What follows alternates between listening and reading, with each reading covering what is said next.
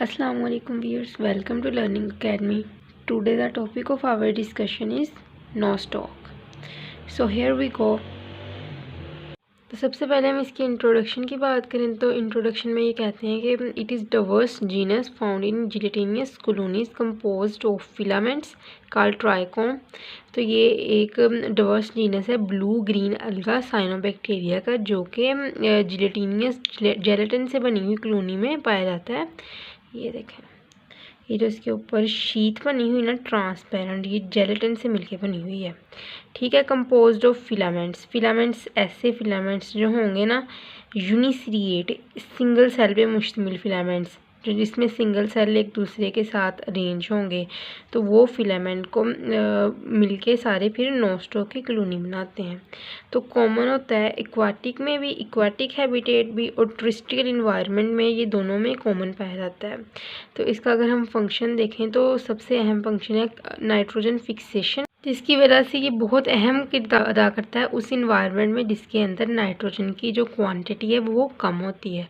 उसके बाद इसकी एसोसिएशन हम देखेंगे तो एसोसिएशन होती है इसकी कुछ स्पीशीज़ की जो एसोसिएशन होती है वो फंजाई के साथ होती है, जो मिलके लाइकन एसोसिएशन बनाते हैं। और कुछ स्पीशी होती है वो थैलस के साथ, एंथोसिरोज के थैलस के साथ ग्रो करती है, और कुछ कैरोलॉइड रूट ऑफ साइकस के साथ ग्रो करती है। और जो ये वाला कैरोलॉइड रूट ऑफ साइकस है, इसके साथ जो स्पीशीज सिम्बियोटिक एसोसिएशन बनाती है, यही अहम किरदार अदा करते हैं नाइट्रोजन फिक्सेशन में। फिर उसके बाद अगर प्लांट की बॉडी की बात करें तो प्लांट की बॉडी मिलके बनी होती है ट्राइकोम से। ट्राइकोम क्या है? ट्राइकोम एक फिलामेंट है जो कि नोस्टॉक के अंदर बनता है। ये फिलामेंट बनता है कैसे? एक यूनिसिरिएट मैनर में, हर सेल सिंगल सेल दूसरे के साथ कंबाइन करेगा और एक लॉन्ग चेन बन जाएगी। इसके अंदर हेट्रोसिस भी पाए जाते हैं। हेट्रोसिस नाइट्रोजन फिक्सेशन का काम करते हैं। उसके अलावा अकाइनीट्स पाए जाते हैं, और akinetes AKINETES akinetes, here is a mistake. और उसके बाद एक हार्मोगोनिया होते हैं, वो पाए जाते हैं। इन तीनों की डिटेल आगे बताई गई है।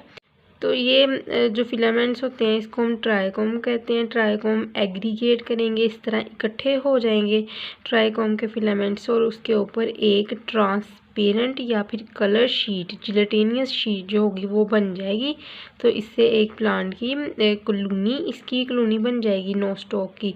तो जो इसके अंदर इंडिविजुअल सेल होते हैं ये सिलेंड्रिकल भी हो सकते हैं, ओवल भी हो सकते हैं, और राउंड शेप भी हो सकते हैं, और ऐसे ही यूनिसिरिएट मैनर में अरेंज होंगे। और इस फिलामेंट को, और इस स्ट्रक्चर को, और इस फिलामेंट को हम कहेंगे ट्राइकोम। ट्राइकोम। तो यहाँ पे हम बात करते हैं सेल स्ट्रक्चर ऑफ नोस्टॉक। तो यहाँ से मैं आपको बता देती हूँ कि होता क्या है। सबसे बाहर है सेल वॉल जो कि सेलुलोज से मिलकर बनी होती है। फिर प्लाज्मा मेम्ब्रेन जो कि सेमी परमिएबल है और मूवमेंट ऑफ द मटेरियल को कंट्रोल करती है। जो इसका सेल होता है इसको सियानोफाइसीन सेल भी कहा जाता है, due to the presence of the cyanophycin starch as reserve material. किसके अंदर होती है वो सियानोफाइसीन स्टार्च? सियानोफाइसीन ग्रेनुअल्स के अंदर, जो कि साइटोप्लाज्म में ही पाए जाएंगे। उसके बाद इसके अंदर न्यूक्लियोइड होता है एज ए मतलब DNA जो इसके अंदर होता है वो न्यूक्लियोइड होता है। और उसके बाद ये कि थैलाकॉइड भी होते हैं फोटोसिंथेसिस के लिए, और उसके बाद इनके अंदर राइबोसोम्स भी होते हैं प्रोटीन सिंथेसिस के लिए। और सेल वॉल के ऊपर भी एक शीट बनी होती है, जैसे कि हमने पहले भी पढ़ा है, जेलेटिन की बनी हुई वो शीट होगी जो कि इसको लुब्रिकेट करके रखेगी।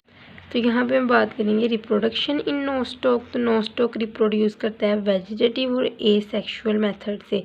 इनके अंदर सेक्सुअल रिप्रोडक्शन नहीं होगी, ये बात याद रखनी है। ये बहुत इंपॉर्टेंट MCQs है कि नोस्टॉक के अंदर सेक्सुअल रिप्रोडक्शन एब्सेंट होती है। तो उसके बाद हम बात करेंगे फ्रेगमेंटेशन की। फ्रेगमेंटेशन में क्या होता है? फ्रेगमेंटेशन जिस तरह के नाम से वाज़ह हो रहा है कि इसमें अंदर फ्रेगमेंट्स बनेंगे, तो कॉलोनी ब्रेक कर जाएगी छोटे छोटे फ्रेगमेंट में, और हर फ्रेगमेंट अपना एक न्यू पार्ट बना के एक प्लांट की ट्राइकोम में चेंज हो जाएगा, ट्राइकोम बना लेगा, और ट्राइकोम एग्रीगेट करके एक न्यू कॉलोनी बना लेंगे। तो उसके बाद क्या है? हार्मोगोनिया। हार्मोगोनिया क्या होते हैं? हार्मोगोनिया मोटाइल सेल्स होते हैं। तो होता क्या है कि ये भी बहुत कॉमन मेथड है इनके अंदर रिप्रोडक्शन का। तो इसके अंदर होता है क्या कि जो तो हार्मोगोनिया में होता क्या है कि जो फिलामेंट होता है ना वो टूट जाता है वेजिटेटिव सेल्स की वजह से या फिर हेट्रोसिस्ट से, कि वेजिटेटिव सेल की अगर डेथ हो जाती है फिर भी फिलामेंट ने टूट जाना है और फ्रेगमेंट में चेंज हो जाना है। और अगर हेट्रोसिस्ट बन जाते हैं वो नाइट्रोजन फिक्सिंग जो सेल्स होते हैं उनको हेट्रोसिस्ट कहते हैं। अगर हेट्रोसिस्ट बन गए हैं तो वहाँ से भी चांसेस होते हैं कि ट्राइकोम टूट जाए और जो ब्रोकन पार्ट होता है वो अपना ख़ुद को रीजनरेट करके न्यू ट्राइकोम बना लेता है और ट्राइकोम से आगे ट्राइकोम बना लेगा, ट्राइकोम आगे मिलके कॉलोनी बना लेंगे। ठीक है, ये मोटाइल सेल्स होते हैं हार्मोगोनिया और कॉलोनी से बाहर इसीलिए आ जाते हैं टूट के और अपनी ही बाद में कॉलोनी बना लेते हैं। उसके बाद बात करेंगे अकाइनीड्स। अकाइनीड्स ऐसे सेल होते हैं, ऐसे जो होंगे ना कि जिस तरह हम कह लेंगे बिल्कुल होल भी नहीं होंगे, just like a rectangular shape के जो स्ट्रक्चर होंगे ना उनको हम अकाइनीड्स कहेंगे। तो ये लार्ज होते हैं, थिक वाल होते हैं और डोरमेंट स्ट्रक्चर होते हैं, डोरमेंट सेल्स होते हैं। तो इनका बेसिकली फंक्शन क्या है कि कभी कभार जिस तरह का बहुत ज़्यादा हार्श इन्वायरमेंट आ जाता है, बहुत ज़्यादा सर्दी या बहुत ज़्यादा गर्मी की कंडीशन आ जाती है जिनके अंदर चांसेस होते हैं कि वेजिटेटिव सेल्स की डेथ हो जाए, तो इस कंडीशन में जो अकाइनीड्स होती है ना वो इनके जेनेटिक मटेरियल को सेव रखेगी, क्योंकि जिस तरह ही वो वैसी कंडीशन आएगी, क्योंकि ये डोरमेंट सेल हैं, ये डोरमेंट हो चुके हैं तो इन पे इनका कोई इफेक्ट नहीं होगा उस हार्श इन्वायरमेंट का। तो उसके बाद जब कंडीशन फेवरेबल आएगी तो अकाइनीड्स दोबारा जर्मिनेट कर जाएंगे और आगे फिर अपनी कॉलोनी बना लेंगे।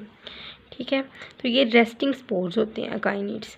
ये बात याद रखनी है, हार्मोगोनिया मोटाइल स्पोर्स हैं। अगर कोई कहीं से भी टूट गया और वहाँ पे हार्मोगोनिया मौजूद है तो हार्मोगोनिया ने क्या करना है, कॉलोनी से बाहर निकल के अपनी ही कॉलोनी बना लेनी है। और फ्रेगमेंटेशन ने क्या होता है कि एक जो फिलामेंट है, एक ट्राइकोम है, फ्रेगमेंट के अंदर चेंज करेगा और हर फ्रेगमेंट जो होगा टूटा हुआ फ्रेगमेंट वो अपना ही एक प्लांट बॉडी बना लेगा, अपना ही एक स्ट्रक्चर बना लेगा आगे, कि आगे खुद कॉलोनीज़ में वो चेंज हो जाएंगे। उसके बाद इसकी इम्पोर्टेंस, जो नोस्टॉक है इसकी इम्पोर्टेंस सबसे ज़्यादा ये है कि ये फिक्स करवाती है एटमॉस्फेरिक नाइट्रोजन को, जिसकी वजह से फर्टिलिटी बढ़ती है सॉइल की। और जो ब्लू ग्रीन अलगा है और ऑर्गेनिक मैटर को ऐड करवाता है सॉइल में और उसकी फर्टिलिटी बढ़ाता है। ब्लू ग्रीन अलगा कौन सा, नोस्टॉक की। तो यहाँ पे हमारा टॉपिक ख़त्म होता है। Thank you so much.